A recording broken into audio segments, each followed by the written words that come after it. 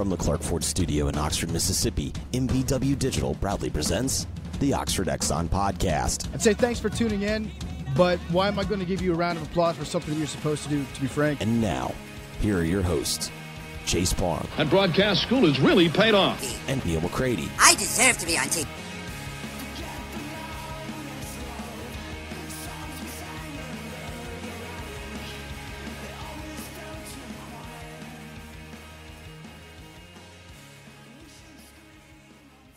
Wednesday edition of the Oxford Exxon Podcast. Chase Parham, Neal McCready, Clark Ford Studio this morning. Our guest later on in the show, Mike Detillier, obviously a great football mind. We'll discuss college football.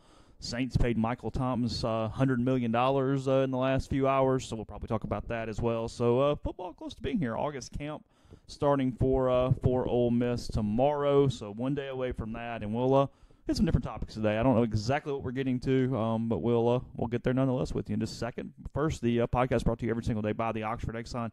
Highway 6 West in Oxford. Coming into town in that direction, stop in, get some good gas prices, the daiquiris, the lunch specials, the ribs, and save some money in the process with the Speed Pass Plus app, the mobile rewards program, and much more. And again, coming to you from the Clark Ford Studio. We are. Clark Ford is in Amory, Mississippi. What you do is you call the number I'm about to give you, 662-257-1900. You call Corey. You tell Corey what Ford you're looking for, what you're interested in. He sends you a quote within 15 minutes in business hours. It's that simple. It's right to the bottom line. There's no hassle. There's no haggle. You just get a quote, and then it's up to you. You can take that quote and shop it around, or you can take that quote and get yourself into a new Ford vehicle from Clark Ford. You'll love it. It's a great product. You get great service. The service continues well after the sale. They're great people over there. I've really enjoyed getting to know them, dealing with them, all of that stuff. You will too. 662-257-1900. I haven't seen the guaranteed money on Thomas, have you? I've just seen the 5 for 100. I just saw it a moment ago, not the guaranteed money. I would suspect it's about $60 million guaranteed, if you made me guess. Just kind of. He's very, very good, and the highest paid thing is so much in cycles because the next guy that does it's going to get a little more. You know what I mean? Like the highest paid quarterback, it's always weird guys for a lot of times because it just sort of depends at where you're at in the cycle of the process. I found my answer. I was very close. Okay. It includes $61 million in new guaranteed. So the Saints money. are paying a wide receiver guaranteed $12 a year. It's the most in NFL history for a non-quarterback offensive player. Non-quarterback offensive player. Okay. $61 million guaranteed. He's good. He's very good. He's good. He's very good. Is he the best wide receiver in the game? Probably not. Probably not. But he's the wide receiver you have, and you have to keep him.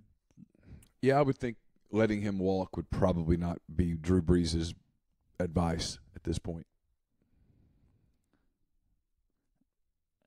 Is there anything more Cliff Kingsbury than being upset by his image in Madden? Have you seen this? No, I have not seen this. Reading from ESPN. Again, we'll get to stuff. I don't know what we're talking about today. I'm lobbying something in my head I haven't decided on yet. Cliff Kingsbury now knows why so many players around the league were upset with their Madden ratings.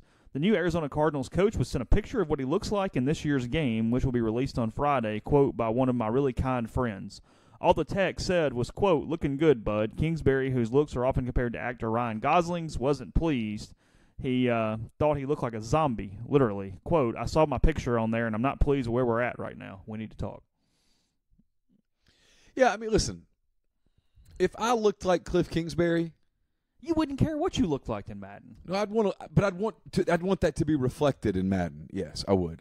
I would. If I looked like Cliff Kingsbury, I would be very pleased to look like Cliff Kingsbury, and I would always want to look like Cliff Kingsbury. Quote, I had seen a bunch of guys getting in their feelings about their ratings, and then somebody sent me a picture of what I look like on there. I want to get adjusted on the ratings, the looks rating. I look like I'm on The Walking Dead in that picture. So, yeah, I apologize to any of those players that thought, hey, it's just a video game. Why are you upset? Because I saw my picture on there, and I'm not pleased with where we're at. So we'll have to work on that. You're good here? I'm actually with him. I can't believe it, but I'm with him. He's an excellent-looking man, and if I looked like him, I would want that reflected in absolutely every representation of myself. I just have the hunch you wouldn't care. Because you look like an in person, so what difference? I mean, it's a video game. I'm just being honest. If God It's had, not like a big billboard they've got up over whatever the interstate is in Phoenix, and you look like an idiot up there. You go, hey, can we not have done a little better there, guys? yeah, but a lot of people play Madden. They do. And if one of your calling cards, and maybe your only calling card, is that you're damned handsome, I want that reflected in Madden. He's an NFL head coach, but yeah, that might be his main calling card right now. To this point, let me think that about it. still remains a really weird hire. It's a crazy hire. But to this point, if I say Cliff Kingsbury, the first word that comes to your mind is Good-looking dude. good-looking dude, handsome guy. Looks kind of like Ryan Gosling. Really liked that quarterback from Oklahoma. Really liked Kyler Murray. That's about all you got. Buying or selling him?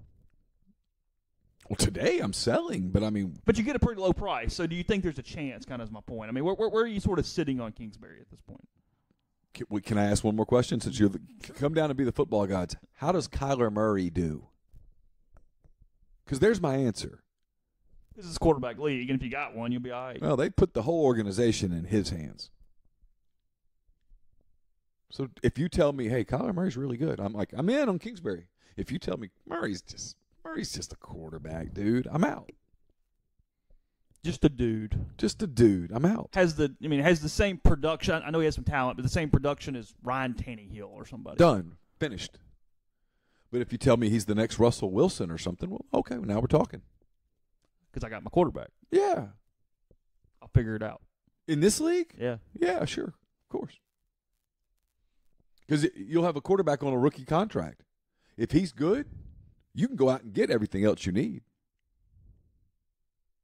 You just can't go out and get a quarterback. They don't grow on trees. You got to go find one, and then you got to develop one and all that stuff. We're going to find out what kind of coach he is. It's possible that he couldn't get a Kyler Murray type of player at Texas Tech because you can't get those kids to go to Lubbock. He did a really good job with inferior talented quarterbacks. Well, he did a really good job with inferior talented And then he did a good job with Patrick Mahomes. Yeah, of course. He did a really good job, but he couldn't. Could you argue he necessarily did? I mean, look, his team around him was so bad, it's hard to really put much on Mahomes, I guess, now that I think about it. Of course. That's my point. Yeah. Now he's in the NFL. He's going to have good players everywhere. Find out what kind of coach he is. Of course, the other teams that he plays are also comprised of NFL players. That's why they all wear the little shield thing on their collar. The NFL is a fascinating place. It's kind of a proving ground. It's the one reason that why I'm always surprised, frankly, that Nick Saban never went back. Surprised that didn't eat him alive. Or he knows his style doesn't work. Has enough. And I know he's got arrogance, but might have enough self-analysis too to go, I can't do that there. Yeah. Because that was a train wreck. He tried to coach it like it was a college football team. That was a disaster. Can't do that. No. Can't boss those dudes around like that. No, like this cat with the Saints just got $61 million guaranteed. Sean Payton's probably not getting on him about the way that he wears his socks. They probably have a more collegial conversation. Have a mutual respect, co-workers in a way. Now, hey, Sean's the boss, but hey, let's a different kind of boss. Yeah. Not. Sean makes recommendations. But if Drew Brees walks up to Sean Payton and goes, I don't like that play, the play's not going to be in the playbook. Yeah. Even if it's Peyton's pet play. Even if he draws it up and when he looks at it, goes, God, man, that thing looks like Cliff Kingsbury. I'm in. If Drew Brees runs that a couple of times and comes back and says, Sean, I don't like it, it's out. He might file it away for the next quarterback, but it's out. In fact, if Drew Brees comes up and goes, hey, we need to cut practice 10 minutes short today, I'm not feeling it. It's okay. Hey, fellas, we're going to stop at 9:50 instead of 10. There are players in the league that have more say-so than the coach. Yeah. Sure. And I don't think Drew Brees is that guy, but I mean, Drew Brees is essentially an assistant coach. They essentially have a really good relationship, which is why it's worked at this point, because they can feed and go off one another and have a very even relationship. My point is, I don't know that Nick Saban was ever willing to go there. They might have had Drew Brees to do it with. Well, it's one of the great what-ifs. I mean, we've done this before, so we're not going to belabor it. But one of the great what-ifs in all of sports. And frankly, you could write books about it. San Antonio Saints, Houston Nutt, 2-time SEC West champion with the Rebels. I mean, I don't know who Alabama hires. Alabama's job search. You don't think they still end up with Rich Rod? No, Rich Rod said no. Yeah. I don't know which way they go. No, they had put all of their eggs in. So that was dead. It was dead. I think it's fascinating. Nobody sticks out in your head from back in that time on, hey, this might have made sense for them had Saban said no? No. No.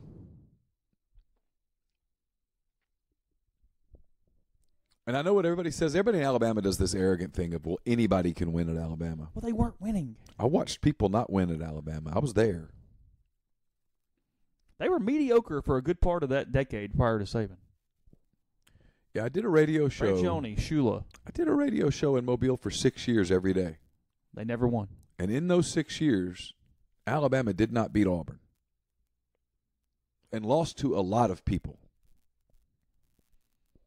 I can remember going over there watching them lose to Mississippi State. I remember them coming to Oxford and getting throttled with Eli Manning at quarterback. Just throttled. Look, Shula on his good team that went to the Cotton Bowl had to score late to beat Ole Miss with Ed Orgeron. Yeah. If I have this right, Shula, his years at Ole Miss, in Alabama, how many years was he there? 3? 4, maybe. Was it 4? 3 or 4. He won at least 2 of his 4. games against Ole Miss by like 3 points. Yeah. Tight. Yeah. I think he was there for 4 years. He was the coach for sure when Jamin Christensen kicked that field goal to beat him on like the last play of the game. It was in Oxford. It was like 13-10 or something like that was the score. And then he was the coach when it went into overtime in Tuscaloosa and they stopped Ben Jarvis Green Ellis on like a 3rd or 4th and 1 over there. I think I covered that game. Yeah, I was at that game. But no, if the Dolphins medical people say to Saban, "Hey, Breeze is good," yeah, you're all good. Have at it. I think Drew Brees is the quarterback of the Dolphins, and I think Nick Saban has his guy, and they probably do better. And it's not a complete train wreck because the NFL, if you don't have a quarterback, your team's a train wreck. That's the way it is. And he doesn't go to Alabama, and if he's not at Alabama, they're not a dominant power, and who knows what happens. Houston Nutt might still be the coach at Ole Miss today. Whoa. I don't think he would be. I don't think the Hugh Freeze thing ever happened. Let's play this hypothetical out because we still have one more day before anything gets started. Okay, so hold on. I have a question. All right. Here's my question. Because we have done a version of this, but I'm going to do this version of it. Okay. Nick Saban stays with Miami. He gets Drew Brees. They do whatever they do. And Alabama stays mediocre. Yeah, they're the same. They don't suck, but they're whatever it was with Shula. They're never going to suck. Yeah, but they were whatever. Yeah. So they're beatable. They're just an average SEC team. Yeah, sure.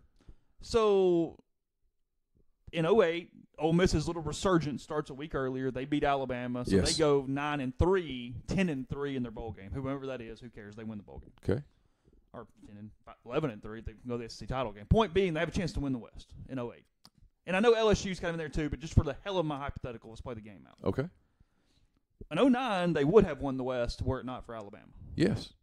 So Nutt has 1 or 2 West titles at that point. Ole Miss has never been to Atlanta before. They potentially have gone 2 years in a row. Yeah. 10 happens. They go 4-8 with Masoli. It sucks. 11 happens as it happens. Is he still fired at the end of 11? Or does he get 12? I think he gets 12. That's what I mean. That is my hypothetical. Is he still there in 12? Yeah. But see, here's the problem if he's there in 12. Is half that damn team was academically ineligible. No, 12 was going to be the train wreck of all train wrecks.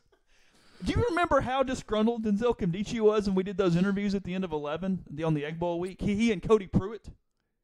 Yeah, and Denzel would have left. Well, yeah, he was gone. He was gone, which means Robert never happens. Which means Laquan never happens, which means Laramie never happens.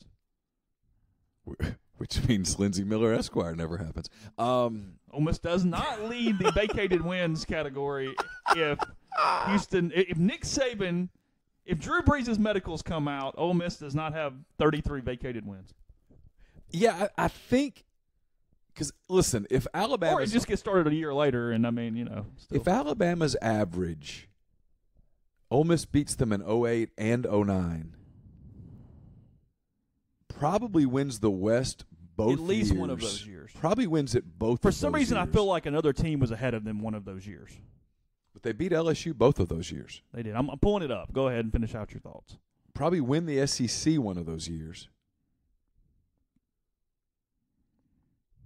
Yeah, I don't think he gets, and he probably in 2008. Yeah, Alabama goes 8-0, wins the West. Ole Miss goes 5-3 and finishes second. Yeah, so they win the West in 08. Yeah, because they go best turnaround in SEC history. Yeah, Ed Orgeron going whatever the heck he went that final year with the snakes in my head game against Mississippi State to 6-2. National Coach of the Year. 10-3. National Coach of the Year. Yeah. Period. Done. Yeah. And they will have won whatever, plus they beat Florida. And they would have played Florida, again in Atlanta. Yeah. Which would have been the free shot of all free shots. Yeah, if you lose, I go, whatever. Who gives two craps? And Houston Nutt in house money games. Here, though, is the catch. Yeah, in 09, this shows you how bad Ole Miss fell apart mentally because that team was a disaster mentally in 09. Yes. They went 4-4. LSU went 5-3. Ole Miss was actually they were actually by themselves at 4-4, but they went 4-4 in the SEC.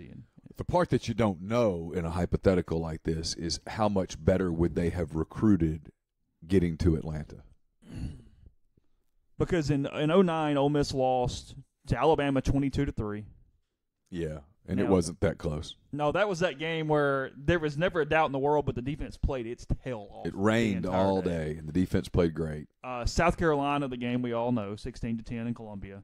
They lost a sleeper, maybe one of the more just egg-laid games I've ever seen when you think back on this, to Auburn. They lost 33-20. You and I were both over there. Yeah. They went down and scored on the first drive of the game. Because I remember They went up 7-0. It was like, whoa. Brian Matthews looked at me. Brian Matthews covers Auburn. Yeah. Works with Jay Tate. And he goes, this is going to be a blowout.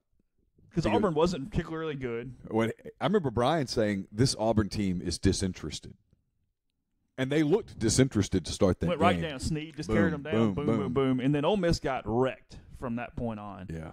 And then they lost the Mississippi State game that we all – and no, that's what you don't know is if a West title's on the line, is there something different in that game? No, I don't think so because Houston, you wouldn't have been able to convince him that State could have won that game. I mean, because you already couldn't anyway. Well, and so coming off that, dude.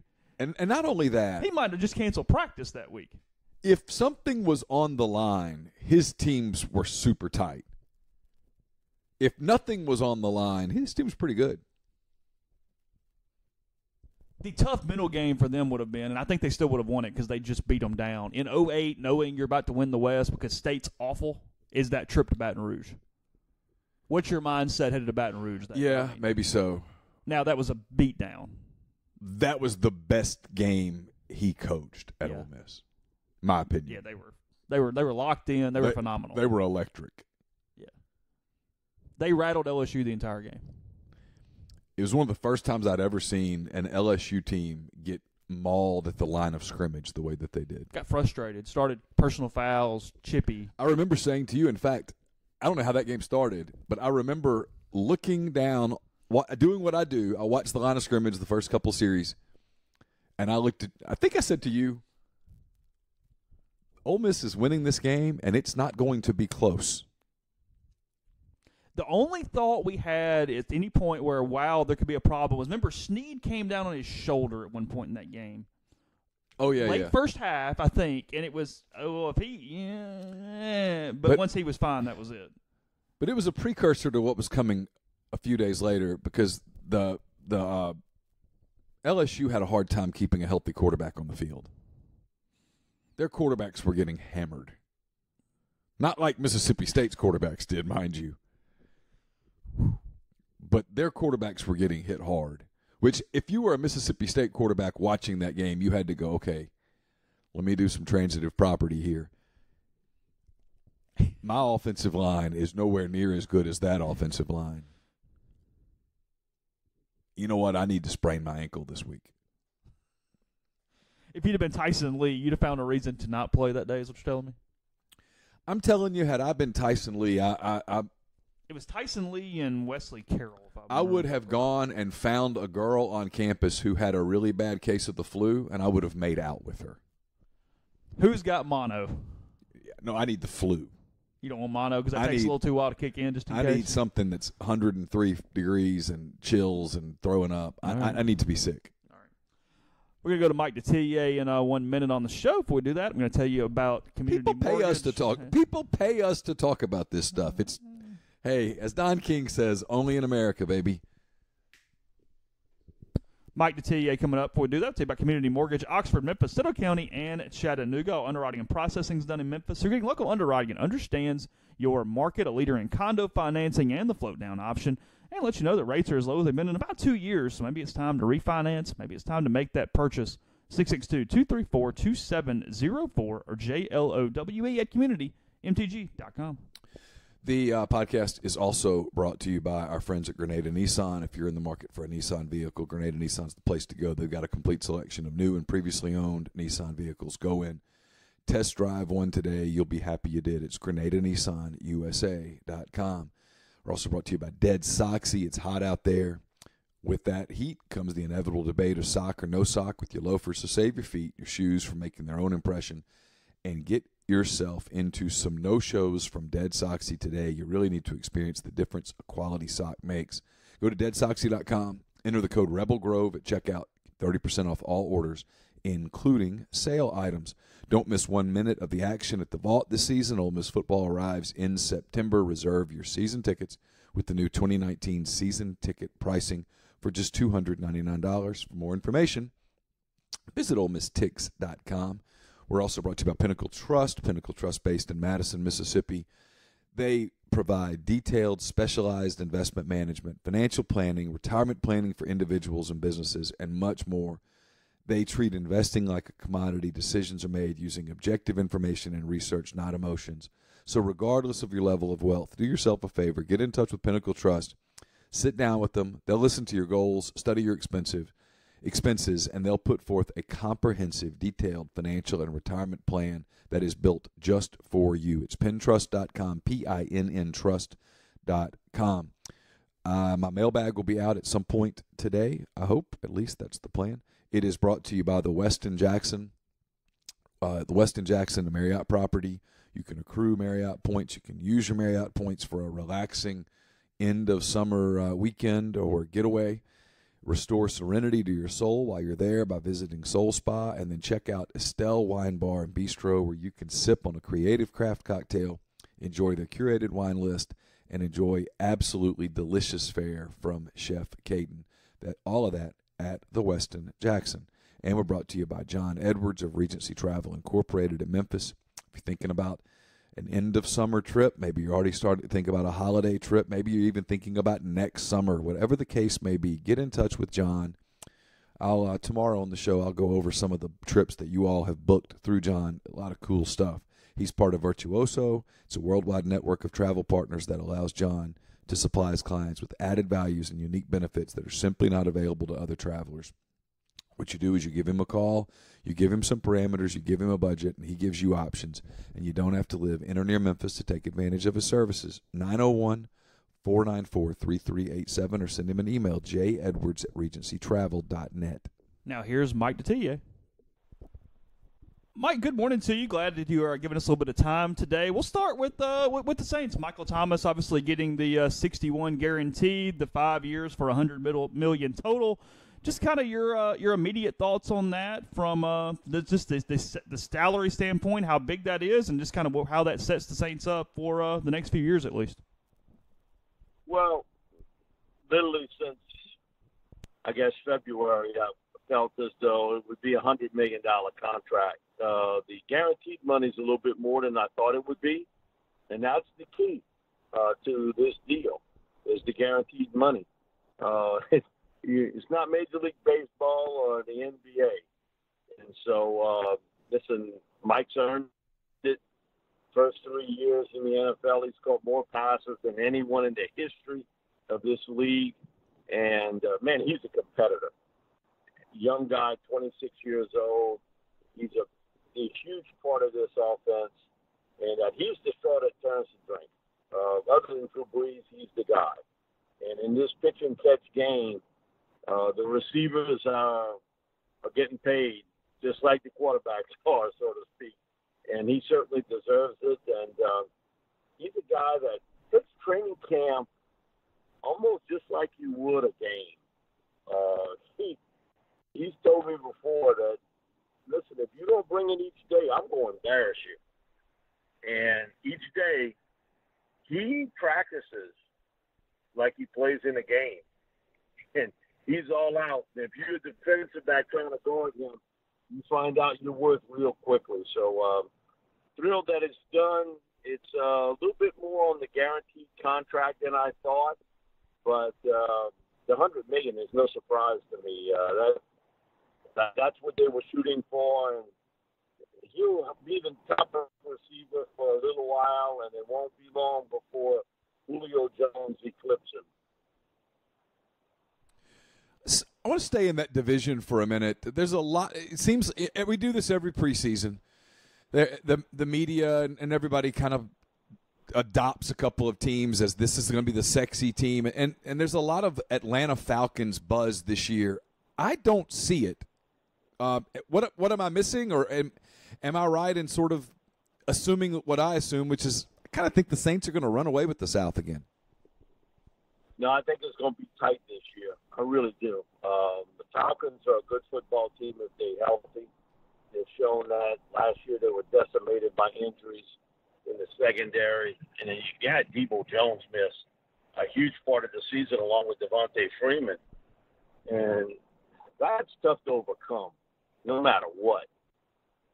And so I think they're going to be right there. They're going to be players in this.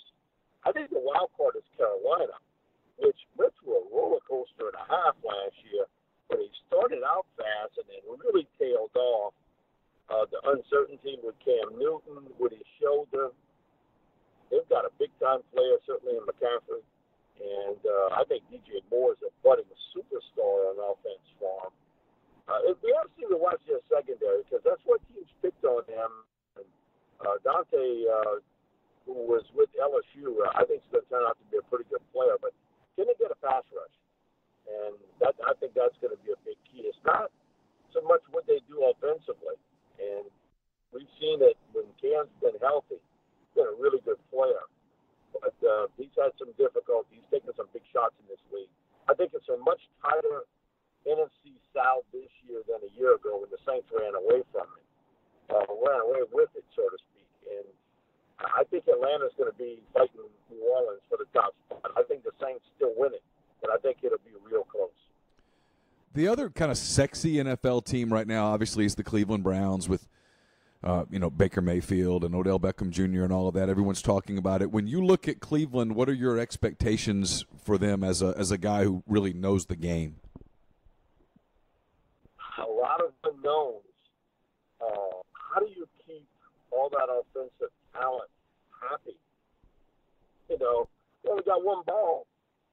And with Jarvis and the Joko and OBJ, the running game with Chubb, and then you have Kareem Hunt later in the year. How do you keep all those guys happy and distributing it around? It's a tight walk for Baker Mayfield to do. And a first-year head coach, he's never been a head coach anywhere. So how do you deal with that part? I think they're a team that will challenge for the playoffs. I'm not sure, because you got to do it. I think in the NFL, it's almost proven. Every year, we went through this with the Tampa Bay Bucks. They would have picked every year for the last few years. Oh, this is going to be the year they break out. This is going to be the year they break out. They never did. I think the Browns are a really good football team, but there's as many question marks as answers on how all this will be handled with all the strong personalities on offense and a brutal opening part of the season for them. That schedule is really difficult.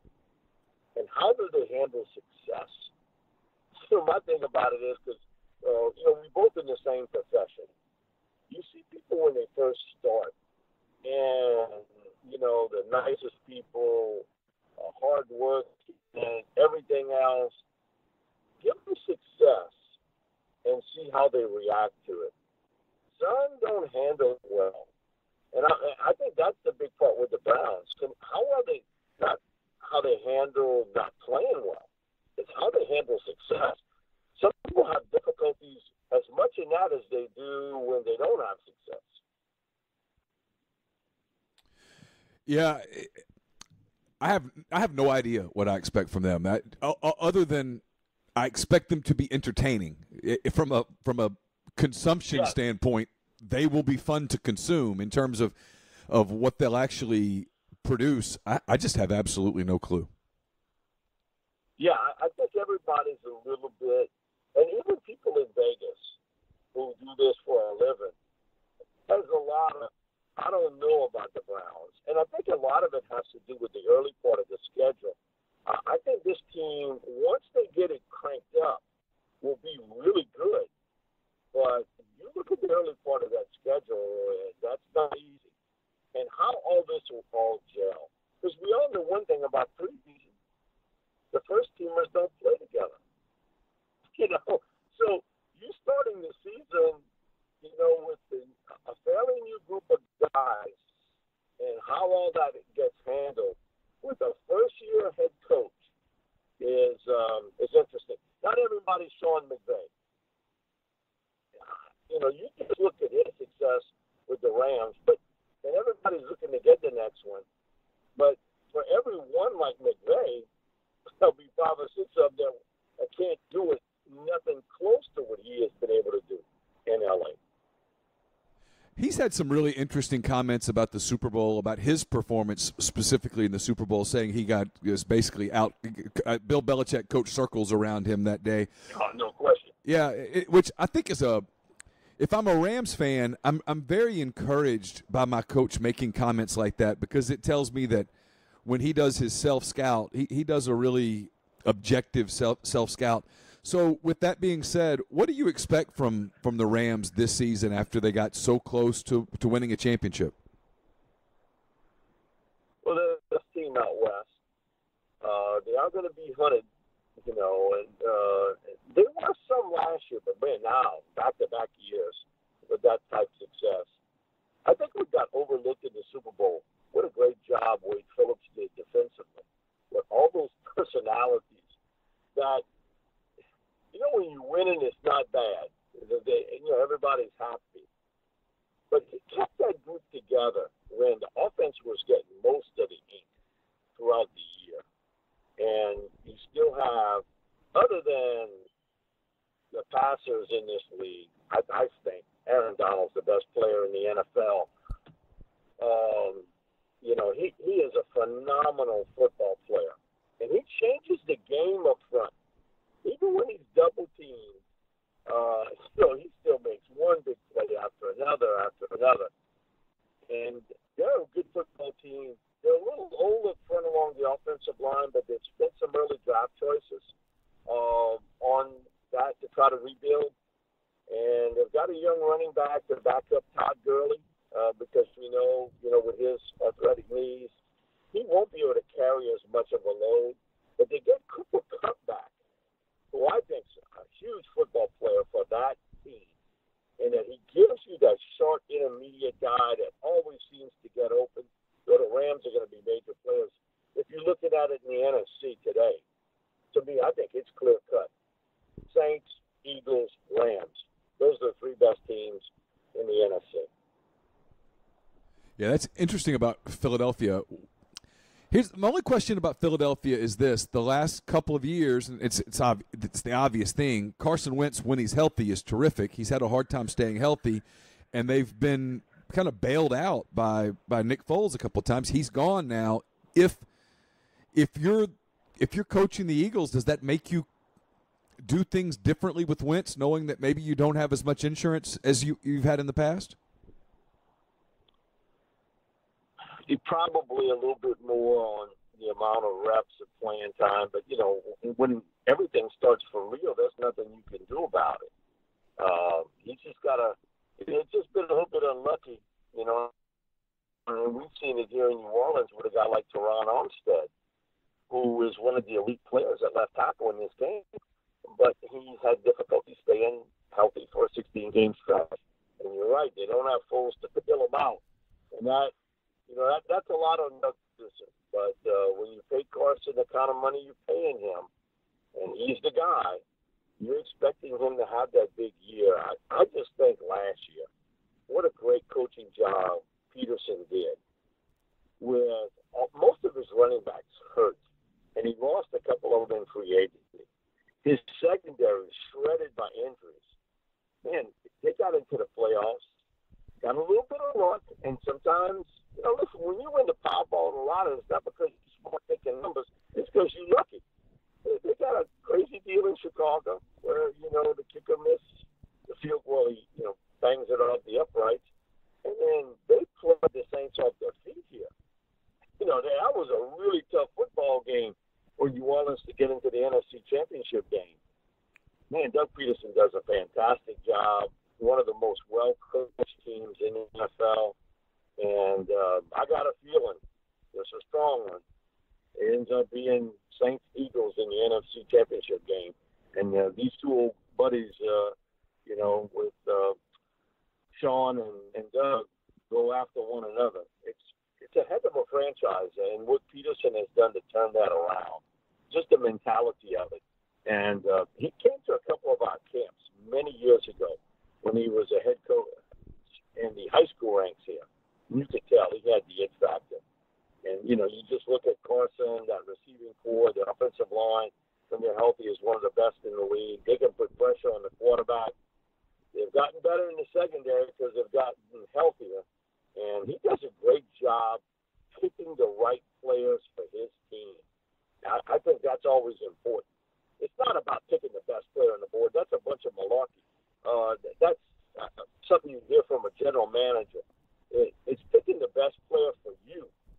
And Doug does a great job being involved in that draft process. And the Eagles are going to be there. If Wentz is healthy, they're going to be there at the end. Yeah, his ULM degree, it shines. You can see that ULM education coming out every Sunday with Doug Peterson. It's remarkable, really. It's from Washington, from the state of Washington, it's up to ULM. Listen, he could count the roll on that pretty quickly. Yeah, the number of elite minds that have come out of ULM, it's almost impossible to count. I know we got to get to the college game in a second because people want me to ask you about Ole Miss. I'm curious. You did not mention the Bears. You did not mention the Vikings. You mentioned really no one in the NFC North. I was in Chicago last weekend. I was listening to some Chicago radio driving back, and some of the talking heads there were saying it's NFC Championship game or bust for the Bears, and some other people sort of pushed back with, hey, you might be a little ahead of yourself. What do you expect from the Bears and then just in that division in general? I think they all beat up on one another. I think the Vikings will be an improved team from a year ago. Almost they didn't seem to gel right. The Packers are very similar. You could tell there was a lot of turbulence in the water between the head coach and Aaron Rodgers. How that all signals out. They got really some good young talent on the defensive side. The football, the Bears are a hellacious defense. They run the football pretty well. Still need some work in the passing game. I think they're a year away from really piecing something special together in Chicago. And, Detroit's pushing up the back end of that division. But I sort of think that they're going to beat up on one another in that division. And, it's a coin toss on who would win it. My selection this year was that the Bears win it, but barely. Just barely. Over Green Bay. Over Green Bay, not Minnesota. I think the team there that is the wild card is the Packers. Not so much of what they've got on offense. The improvement and the development of the good young players they have on the defensive Yeah, that Bears-Packers game, the first Thursday of the season, the first game of the season will be fun to watch. Let's switch to the college game before my listeners get pissed at me for not asking you about Ole Miss. I know you didn't get to see a lot of Matt Corral at the Manning thing because he got sick. What do you expect from Matt in Matt Corral in his first season as the starter? And just, I know it's not a program that you necessarily follow day to day, but you're as in tune with the SEC as anybody. If you're looking at Ole Miss, what's a realistic expectation for this program in 2019? Man, listen, Matt Corral can swing it. The one day he threw the football, man, that ball came out of there. Plus, he got the Howards on him. He's a really good athlete. You can tell the way he moves his feet, moves around in the pocket. They're going to have a good running game with Scotty. I mean, he's a short, squat, low-to-the-ground runner. Really good run after contact type guy. I think the big question mark is going to be up front along the offensive line. Rich Rodriguez, and I've known him for a long time. When he was here at Tulane, he pieced together an offense.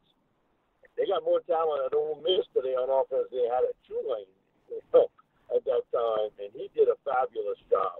Really fertile mind in using the talent he's got and being able to get the very most out of it. The pitching catch game is going to be there. And it's going to be sharp. It's going to be fast, get the ball out quickly. He understands that with, some new linemen up front, it's imperative. I think that the season really hinges on, and Ed Osborne told me this the day after he got the job at LSU. And he was like, Mike, if we don't win up front, we stuck in neutral. Got to be able to win in the trenches, offensive and defensive line. I think that's a big question mark at Ole Miss. How will their offensive line play? How well can they get a pass rush and stop the run on the defensive side of the football? You can bring in new coordinators, but it's all about talent, too. I think they're a solid football team, and they can get to the 7-win mark. But I think that's what are you looking at this year? And will everybody be happy there if they go 6-6? The answer is no. And I've always felt you bringing in Rich Rodriguez to be the next head coach at Ole Miss. Bottom line. But he'll do a great job for you offensively. Man, he's got some concepts there that are just fantastic. And is be able to throw the football, but he sets up the run really well with the pass. And that's where Scotty, I think, can take over and get you some big yardage there. But it's all going to depend on Ole Miss on what they do up front. Offensive line, defensive line. So I have to follow. That's going to be the big question mark when you go up against the Alabamas and the LSUs of the world, where they got an advantage there. I have to follow up on this because you just said something that's going to perk a lot of ears. I'm with you. I agree that I think the dynamics of Mike McIntyre and Rich Rodriguez working with Matt Luke are going to be fascinating to see play out over the course of the season. It's easy in the spring and in the offseason for everyone to say all the right things. It's a different deal when you get into the season and things are going well and things are going poorly and you're winning games and you're losing games and people are writing and putting blame different places and stuff. You think Rich Rodriguez is the next coach at Ole Miss? Yes, I do. He didn't come there to be the offensive coordinator full time. He could have picked a couple other areas if that's what he wanted to do. In the back of his mind, listen, he's going to be the coordinator. In the back of his mind, most of these guys, they want to be a head coach, and they're looking for a spot. And so that's why the day that they hired him, or when the news broke, my thing was, he's the new head coach at Ole Miss, somewhere along the line. That's why he came there. He understood the dynamics of Ole Miss and what's went on with recruiting, the violations, everything else. And that's a lot of heat on it. That's a lot of heat on Luke. And so he's got to win and got to win big in a conference where, man, it's tough to break from the pack. It really is. And it's getting tough. Tennessee's finding out it ain't that easy either. So it's always been a gut feeling of mine. Rich took that job to eventually become the head coach at Ole Miss. So you see a scenario playing out where the school makes a move, but they're doing good enough on offense to turn the program over to him. How do you see that sort of playing out? I've had other people say that, and my response is always, well, the problem with that is if as people say, well, he can't survive, say, 4-8. I'm like, okay, well, but if they go 4-8, that means that they didn't do anything on offense either. I always have a hard time sort of seeing the scenario play out where it ends up that way. My thing with it is I think they're going to score points and they're going to give up a ton. That's just my belief. I think they're going to give up a lot of points on the defensive side of the football. In the conference today, that you better have pass rushers, you better have cover people. And because, this isn't your dad or your grandpa's SEC. Not with the slingers they got throwing the ball in this league today. You better be able to do both. And that's where I think Ole Miss has struggled the last couple of years in getting a pass rush and also in the coverage part of the game. So if you could look at the offensive talent they had last year, and most of those guys are going in the NFL. So I think Rich is going to be able to make this work offensively. The big question mark for me is going to be on the defensive side of the football. And, man, we're going to find out real early. They start the season with, and they can pinball you as far as points are concerned. I think you're going to find out real quick. Listen, you can be a coach, and I'm not trying to diminish that. Coaching does matter. But you better have some talent to back up that coaching. And that's where I think, the last few years defensively, they just haven't gotten the big stops when they've needed to in games. And, if you got to score 35 points, every week, what's going to happen? You're going to win one, lose one. Win one, lose one. You're a 500 team. I think that's almost been the script.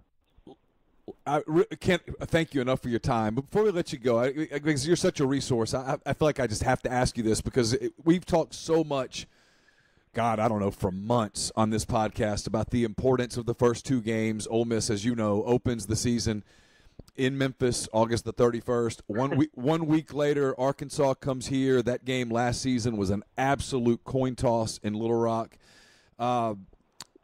What do you just not asking you to break down their rosters, but what do you sort of look for from Memphis and Arkansas? And when you look at those two games early in the season, what's kind of your initial handicap of them? Well, with Memphis, you know what you're going to get. They're going to spread you out. They're going to throw the football. And then what they do, and it's flip the field. They want to set up the running game with their passing attack. Now, they don't have to get on the backfield anymore, but they've done a really good job recruiting running backs. And they can get the receivers and the pitching catch part of the game. But that's going to be a shootout. You can see it. Man, I worked with so many years with Buddy D, and he'd always say, that game got overwritten all over it. That you can see both teams are going to put up a ton of points in that football game. And it's who's going to have the football last and who makes the big mistake. But Memphis, they're not going to change personality. They're a football team that's going to spread you out. They're going to throw the ball, and then they're going to try to ball control you. That's what they've done the last years. They've done a great job doing it. Arkansas is an interesting team. That they're a football team that's certainly trying to rebuild from a power team to more of a three wide out, throw the ball around type football team. The problem becomes for them, they have similar issues to Ole Miss. And what I see is on the defensive side of the football, can they stop them and how well they can cover? So, man, it's going to be shootouts both games. And who has the football last? Morris done a great job. I think he is trying to change the culture there. I always think year 2 is the most difficult, but also the most telling year for a head coach. They put a lot in his basket there. And for Ole Miss, those 2 games are critical. You know, I know for Ole Miss fans, they want to come out of that 2-0, but man, you can't afford to start the season 0-2. If a split is one thing, but man, you're going to find out about your defense real quick, both games, because both teams, I think, have similar philosophies in that they want to really throw the ball to set up the running game, but both defenses give up a ton of points too. So this is where you got to hang your hat on Rich Rodriguez and Matt, that they can make those plays, and you got to protect them. I think that's the big key, because if they got trouble up front or along the offensive line, this could be a difficult year. But I'm telling you, Matt Corral is a real McCoy quarterback. Like I said, I just got a brief view of him at the Manning camp, but it was enough to know that guy's a player. And I think it's all going to be on the back of the Ole Miss defense this year. How much better can they be? And can they stop people in crucial moments in the second half of games where, you know, all these games in the SEC most of the time are really close? Mike, again, thanks so much for the time. Fascinating stuff. Really enjoyed it. Safe travels, and I hope to talk to you again soon. Thanks so much. Appreciate it, man. Thanks to Mike for giving us a little bit of time this morning. Podcast also brought to you by G&M Pharmacy. They're on South Lamar in Oxford. Deliver local to your home or workplace in the Oxford area. Also, you don't have to stay with those big box stores. Go with somebody who's going to get to know you, care about you, and offer MedSync, where they fill your same prescriptions every single month on the same day, where it makes it easy on you. One trip, one delivery, and you know you have it when you need it. 662-236-2222 for more information or to transfer those medications over. And you can ask about CBD oil I've been telling you about for a long time that helps many different symptoms and ailments, and the sildenafil, where you can even get some discretion there as needed. You click product request and request a prescription right there online. If you go to TysonDrugs.com, GNMPharmacy.com, either one, and get that taken care of. Again, 662-236-2222. If you're on the hunt for a great new gift to thank your employees or clients, check out Blue Delta Jeans Corporate Package. Blue Delta will come to your office or corporate retreat. They'll set up all their options. They'll measure your team or your clients for a truly unique gift. And if you want to incorporate your company logo, that's no problem. Blue Delta will custom print pocket linings with your company logo to ensure that your gift is never forgotten. For more details or to schedule a time for the team from Blue Delta to come see you, email info@bluedeltajeans.com. That's INFO at bluedeltajeans.com. We're brought to you by Harry Alexander. Harry is an Oxford-based RE/MAX Legacy Realty agent, big part of Savannah Square. It's a new 9-acre development, 0.7 of a mile from the Oxford downtown square, conveniently located east of North Lamar, just a short stroll from the Midtown Shopping Center. It initially consists of 32 standalone homes, ranging in size from about 1,100 square feet to 2,400 square feet. You can look at the model home at 215 William Street. Look at the wonderful layouts, the impeccable finishes, which you can inspect there. All you got to do is give Harry a call, 662-801-5621, and then check out SavannahSquareOxford.com. The Oxford Park Commission is currently registering for youth flag football and the fall baseball season. Leagues are open for ages 6 to 12 in football and 6 to 15 in baseball. The cost to sign up for football is $50. It's just $40 for baseball. Each sport will be played at FNC Park. For more details, check out OxfordParkCommission.com. And we're brought to you by Oxford University Bank. OUB, locally owned and operated right here in Oxford. When you deposit money at OUB, that money and the vast majority of the bank's profits go right back into the Oxford community. OUB is home to Kasasa. It's the absolute best cash checking account. And with Kasasa, OUB will pay customers 2.5% interest on their balances up to $50,000, and they'll refund ATM fees nationwide. They also have a commercial checking account. It's now paying 1% interest as long as you keep $10,000 in the account. It comes with fully interactive online banking. They'll set up any local business to deposit checks from their office and not have to worry with coming to the bank daily to deposit those checks. To learn more, go to Live Oxford, bankoxford.com, or call 662-234-6668. OUB is FDIC insured. And we're brought to you by Scoopers Pet Waste Removal, LLC. Everyone loves their pets, but no one loves stepping in their pet stuff and bringing it inside their house, inside their apartment, inside their condo. Scoopers will take care of that for you for $10 a cleaning. They'll clean up your yard. They'll do it on your schedule, whether that's weekly, bi-weekly, or a one-time service. No contracts required. You can cancel at any time. If you have multiple dogs, it's $2 for each additional dog. So if you own a home, a condo, or an apartment complex in Oxford and you'd like to deal with a lot less crap, call Scoopers 662-506-2754 or simply send them an email at scoopers.oxfordpetwaste@gmail.com to get your cleanings scheduled today. And we're brought to you by 7 South Tailgating. As we mentioned earlier, football season's getting closer and closer, which means so is tailgating season. 7 South offers packages for any budget, any party size, and any number of games needed. Whether you're coming to one game, all 7, or somewhere in between, they can build a tailgating package to suit your needs and your budget. If you prefer to use your own personal tailgating gear, they'll store, maintain, clean, and repair that gear as needed throughout the season. If you prefer to rent some or all of your gear from 7 South, they offer many colors, types, and sizes to choose from. So call or go online today for a detailed quote customized to your specific needs. 662-321-1682 or visit 7southtailgating.com. Podcast is brought to you by Master Cuts Lawn and Landscape. They provide premium lawn care throughout northern Mississippi, but a lot more as well. They'll build your custom playgrounds, retaining walls, pool decks, outdoor living spaces, paver patios, and forage mulching, and much more. The path to your dream backyard easier than you think.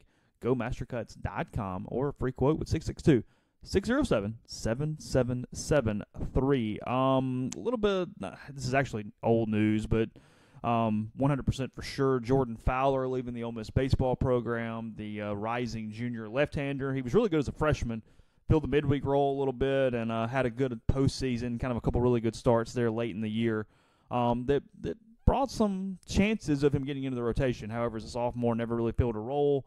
He regressed in a lot of different ways, and he is leaving. He's the second left-hander to leave the program, including Caleb Hill, who I thought was a much bigger loss, the rising sophomore who is headed to junior college, I think. But he has some talent. He had some ability that I thought probably could have stayed around and helped at some point. But anyway, 2 left-handers there gone from the Rebels. Yeah, I remember watching Hill pitch a little last year and thought there's some stuff there. There's some stuff there. Yeah, that one's a little shakier down the road. You might regret that one, it feels like. Yeah. But also, Ole Miss will play a couple other teams in the fall again this year. I don't think this has been announced. I'm not even 100% sure it's completely done, but it sounds like Memphis and Arkansas State are those teams.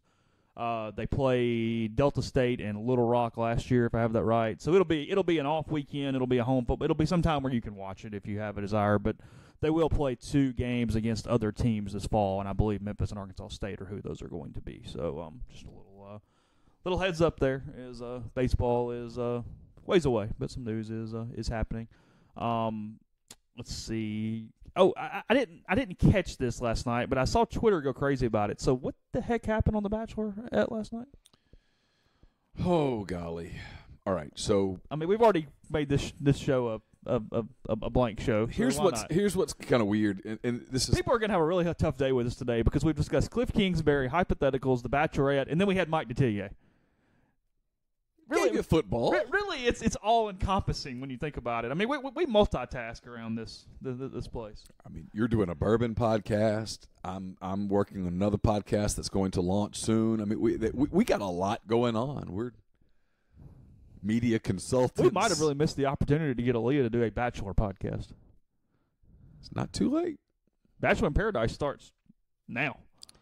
So, ABC and DirecTV here are having a fight. I saw that scrolling across the bottom of the screen as I walked through a couple times last night. So we can't watch it as it's going. Oh, okay. I had read, look, I live with two teenage girls, one in high school and one not in high school, and they don't watch it live. They have spoilers. And over the course of the season, I have avoided spoilers. You did not read Reality Steve. I did not. But I have Reality Caroline. in my house. And she knew, and so a couple of times I would say, so let me tell you what I think. And then if I got it right, she would just kind of look at me quietly. And if I got it wrong, she'd go, no, that's not it. And when I told her, she's going to pick Jed, and it's not going to work, she just looked at me and went, yeah, you got it. So I've known she was going to pick Jed. Because we've known for a while that he had a girlfriend back home. Yeah. Shocked. Blown away. But here's my problem. Okay, so he had a girlfriend back home. You're dating 20 men. And one of the men that you're dating, and the one that frankly is probably going to be the next bachelor. That's what that would be my guess too. Peter. Yeah, you admittedly did things multiple times. You had sex with Peter 4 times in one night in the windmill, which, hey,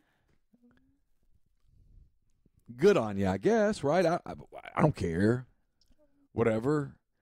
Bet Luke is pissed somewhere right now. Yeah, Luke probably combusted. What I did think was Peter's parents were like, attaboy. They really cheered it, didn't Yeah, they? I saw a clip of that. Good for you. Yeah. And I think he genuinely liked her. I don't know. She picks the Jed guy because, in my opinion, she knew this. She didn't want to get serious. She was in this for celebrity too. You still don't think she's trying to find love? God, you sound like Chris Harrison. Stop. No, was she? She wasn't going there looking for a husband and all that crap. I think Jed or whatever actually was amazed when he won. He was like, "Oh crap! Like I have to deal with this now." If I just finished 6th. Who cares? Yeah, Jed. In fairness to Jed, went on there. It was very obvious. I'm trying to get exposed as a musician. That's all I'm here for. You keep picking me, and that's on you. But what is he supposed to say at some point when she goes, Jed, will you accept this rose? Listen, Hannah. She wanted him to tell her that he had a girlfriend back home. To be honest with her. Hannah, listen. While I appreciate the rose, and we've gone down this road a little ways now, you do know I'm here for my guitar, right? Can I sing my response and then say no and get out? What was he supposed to say? And then you have the other guy, the one guy. Here's the proof. When every woman in America said, hey, pick Tyler. The dude that finished 2nd. Yeah. Okay. The guy who appears really good-looking guy, appears to be a really good guy. In the scripted whatever they do, he hit it off with the family and all that stuff. He was respectful. He didn't sleep with her in the suite thing, whatever. Yeah, supposedly. Whatever. Who cares? Give me a break. When she didn't pick him, that's her saying, listen, I want to be a star. And after I'm a star, I can go out and date a lot of other stars, and I can become part of Hollywood or whatever it is that she wants to be. Just be real. It's all good. Who cares? She thought it was a little hypocritical for her to chastise him over his previous dating history last night. On the heels of the revelation that you and Peter really hit it off in the windmill, yeah, I thought it was a bit much. And then on the same day, she puts out the tweet where she gets the windmill cookies and she picks them up and she picks up precisely 4 of them. Come on. That's cool. I don't care. Again, but it's all sort of ridiculous. Really? Really? Thanks. Yeah. I mean, glad it took 29 seasons for us to get to that point. Where and I will absolutely watch season 30. I'm in. But so to finish your point, so last night, Laura says, do you want to watch it? And I was like, not really. She's like, why not? Because I already know exactly what's going to happen. I've seen the highlights hit. And she's like, well, why'd you do that? I said, because it's all over Twitter and Instagram and everywhere, and I'm done. Well, I was really confused last night because I was walking through. I kind of got engrossed in Hamilton last night. I was reading that. I was kind of just trying it's a hell of a book. I was trying to get to a certain point in the book last night. But I walked through it probably like 8, because we're trying to figure out like how Carly Ann was going to bed last night and all this stuff. So anyway, at like 8:10 or 7, it was 17 because it's 7 to 9, right? So it was like 7:10. I walked through and she's already letting Tyler, or whatever his name is, down and going by. And I said, whoa, we're 8 minutes into this. We already know the winner. And she goes, oh, there's lots to come. And I'm like, well. Hold on. Okay, so let's get to this. Yeah. Spoiler alert. Well, yeah, whatever. At the end, after she dumps Jed, Tyler's there. Yeah. And she tells Tyler, hey, I'm still single. I'd love to go out. If you're Tyler, what do you say right there?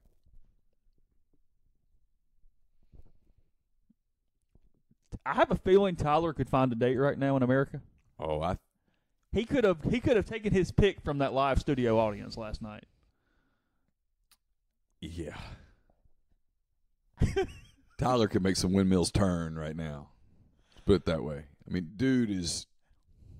His Q rating has never been higher. Yeah.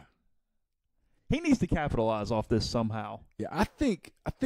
This is the best thing that ever happened to him. Winning would not have been the best thing that happened to him. This is the best thing that ever happened to him. And being the Bachelor would not be a good move for him right now because he's got to upset a bunch of women. He can parlay this into something.